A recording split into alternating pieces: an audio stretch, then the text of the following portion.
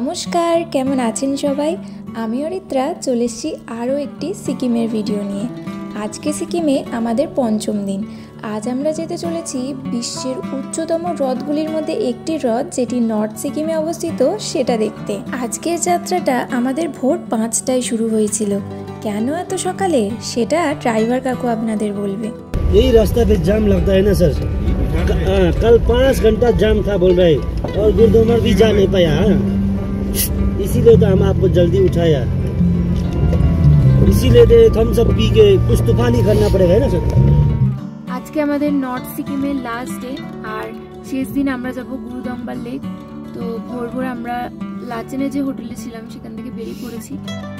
এখন আমরা রাস্তায় আছি, আর এখন আমরা স্টপেজ নিয়েছি একটা জায়গায় চা খাবো বলে, কারণ এখানে প্রচণ্ড ঠান্ডা, সব হাত ফ্রিজ হয়ে যাচ্ছে, চা না খেলে হবে না। তাই আমরা এখানে একটা জায়গায় দাঁড়িয়েছি চা খেতে। প্রথমে তো এই চায়ের কাপটা দেখে ভীষণই খুশি হয়েছিলাম। এত ঠান্ডায় এই চাই একমাত্র আমাদের রক্ষা করতে পারে। তবে চায়ে প্রথম চুমুকটা দিয়ে বুঝতে পারলাম চাটা একেবারে ঠান্ডা হয়ে গেছে। আসলে বাইরে এতটাই ঠান্ডা, দোকানটা থেকে গাড়ি অবধি চাটা আনতে আনতেই গরম চাটা একেবারে ঠান্ডা হয়ে গিয়েছিল। তবে এখানে কিছুই করার নেই, যেটা জুটেছে সেটা খেয়েই আমরা এগোলাম সামনের দিকে। পাহাড়ে ঘুরতে এলে যাত্রা যতই দীর্ঘ হোক না কেন, প্রকৃতির এই অপরূপ সৌন্দর্য দেখতে দেখতে কখন যে সময়টা কেটে যায় বোঝাই যায় না। আজও তার অন্যথা হলো না। রাস্তা জুড়ে রোদ ছায়ার খেলা আবারও বাধ্য করলো আমাকে ক্যামেরাটা অন করতে। হঠাৎ করে এই দুই বাইক রাইডারদের দেখে খুব ইচ্ছা হচ্ছিল বাইকে করে পাহাড়ি রাস্তার মজা নিতে, কিন্তু উপায় তো নেই। আমরা এসেছি গাড়ি করে, তবে ভবিষ্যতে একবার নিশ্চয়ই আসব বাইক নিয়ে রোড ট্রিপ করতে। এখন আমাদের ড্রাইভার কাকু যাচ্ছে আমাদের পারমিটগুলো দেখাতে। নর্থ সিকিম বা ইস্ট সিকিম তোমরা যদি ঘুরতে আসো, মেনলি নাথুলা, 0 পয়েন্ট, গুরুদংবার, তাহলে কিন্তু তোমাদের পারমিট বের করতে হবে। পারমিট ছাড়া কিন্তু তোমাদের ওইসব জায়গায় একদমই যেতে অ্যালাউ করবে না। এখন আমরা যে রাস্তাটা দিয়ে যাচ্ছি, এই রাস্তাটাকে অনেকে কিন্তু মিনি লাদাখও বলে। সিকিমে এলে এই রাস্তা দিয়ে যখনই সবাই যায়, তখনই তাদের লাদাখ লাদাখ ফিল হয়। চারিদিকে ন্যাড়া পাহাড়, আর মাঝখানে সরু হয়ে সুন্দর রাস্তা চলে যাচ্ছে। কখনো বা বরফের দেখা মিলছে, বা কখনো কস্তুরী মৃগ। হ্যাঁ, একদমই ঠিক শুনেছেন, এই রাস্তাতেই কিন্তু আমরা দেখা পেয়েছিলাম কস্তুরী মৃগর, আর তার ছোট্ট একটা ক্লিপ আমি এই ভিডিওতে জয়েন করে দিলাম। ওই যে দূরে দেখতে পাচ্ছেন, ওগুলো কিন্তু কস্তুরী মৃগ। ফাইনালি আমাদের এতক্ষণের অপেক্ষার অবসান করতে চলেছে। আমরা পৌঁছে গেছি বিশ্বের উচ্চতম হ্রদগুলির মধ্যে একটি হ্রদে। আমরা এখন আছি গুরুদংবার লেকে। আমার পিছনেই লেক দেখতেই পাচ্ছ। এটা যেহেতু হাই অল্টিটিউড জায়গা, তাই এখানে বেশি কথা বললেই শ্বাসকষ্ট হচ্ছে, তাই বেশি কথা বলছি না, তোমাদের জাস্ট এখানকার ভিউটা দেখিয়ে দিচ্ছি। সমুদ্রপৃষ্ঠ থেকে প্রায় 17,800 ফিট উচ্চতায় অবস্থিত এই গুরুদংবার লেকে তোমরা ঘুরতে এলে অবশ্যই কিন্তু অক্সিজেন আর কর্পূর ক্যারি করো, আর আমাদের মতোই যত ভোর ভোর পারবে বেরিয়ে পড়ো। আমরা আজকে যখন এসেছিলাম তখন এখানে কোনো ট্যুরিস্ট ছিল না, আমরাই প্রথম ট্যুরিস্ট যারা এখানে এসেছিলাম। এবার চলো ছোট্ট করে গুরুদংবার লেকের ইতিহাসটা তোমাদের বলি।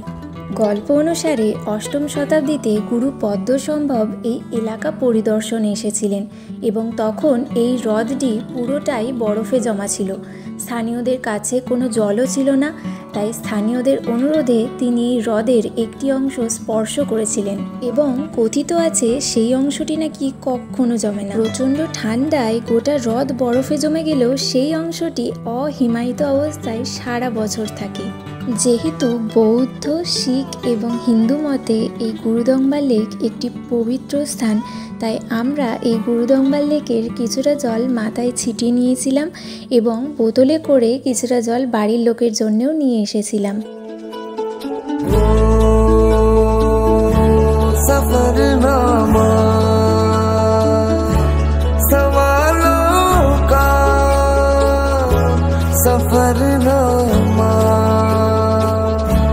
शुरू तुमसे खत्म तुम पे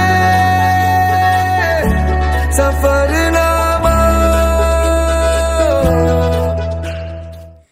যেহেতু বেশ কয়েকটা সিঁড়ি অতিক্রম করে নিচেই নেমেছিলাম গুরুদংবার লেককে স্পর্শ করে দেখার জন্য, তাই ওপরে ওঠার পর অল্প একটু শ্বাসকষ্ট আমার হচ্ছিল।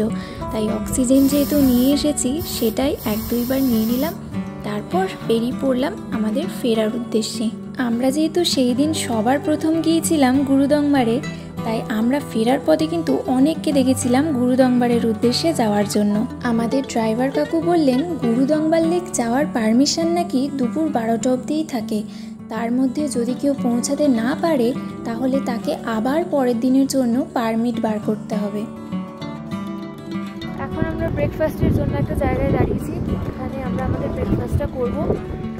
তো চলো দেখা যাক কি খাওয়া যায় ব্রেকফাস্টে। নুডলস খেতে পারি, দেখা যাক। গুরুদংবার যাওয়ার পথে যে দোকানটা আমরা চা খেয়েছিলাম সেই দোকানেই চলে এসেছি এখন ম্যাগি খেতে। যদিও এই ম্যাগিটা আমাদের প্যাকেজে ইনক্লুড ছিল, হোটেল থেকেই ম্যাগির প্যাকেটগুলো আমাদের দিয়ে দিয়েছিল, জাস্ট এখানে আমরা বানিয়ে নিয়েছিলাম, আর তার জন্যই আমাদের পার ম্যাগি 30 টাকা করে বানাতে নিয়েছিল। আমাদের ওখানে তো ম্যাগির প্যাকেটের দামই বোধহয় 12 টাকা করে। সত্যি পাহাড়ের সমস্ত কিছুই ভীষণ কস্টলি। হোটেলে ফেরার পথে আমাদের সাথে একটা ভীষণ বাজে দুর্ঘটনা ঘটে গিয়েছিল, সেটা তোমাদের এক্ষুনি আমি সমস্ত কিছু শেয়ার করছি। এই যে সামনে দেখছো দুটো লোক, এদের গাড়ি ছিল ওই সামনে, দেখতে পাচ্ছ একটা লরি দাঁড়িয়ে আছে। তো আমাদের ড্রাইভার কাকু বলেছিল এই খারাপ রাস্তা দিয়ে লরির পাশ দিয়ে কিছুতেই আমাদের গাড়িটা পার করা যাবে না, কিন্তু ওই দুটো কাকু বললো যে হ্যাঁ চলে যাবে, সাইড দিয়ে চলে যাও, চলে যাবে।